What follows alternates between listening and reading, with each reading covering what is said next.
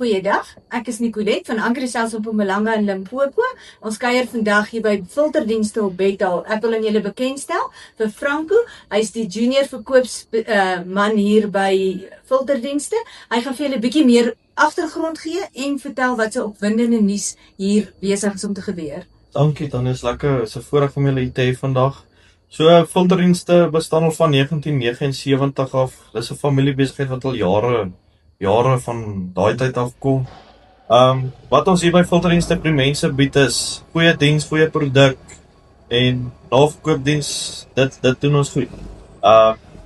Ons het 'n klomp nuwe reeks picks en trekkers beskikbaar, stroopers, daai klas van dinge net wat die boere nodig het, wat perfek is vir hulle behoefte wat hulle nodig het. Ons het 'n groot span gekwalifiseerde tegniekuste wat op die trekkers werk. Wat hulle werk ken.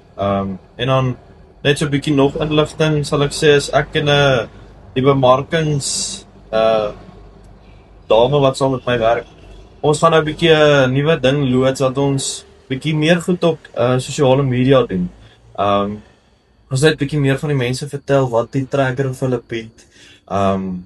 Wat 'n stroper in die mark is, wat 'n nuwe toerusting.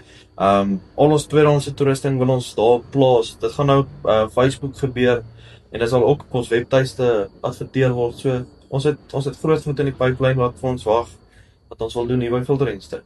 Baie dankie Franco vir jou tyd. Dit was nou baie lekker en aangenaam om saam met julle te kuier vandag. Dankie, om te kan dankie. sien wat is die pad wat Filterdienste besig is om te stel. Dankie.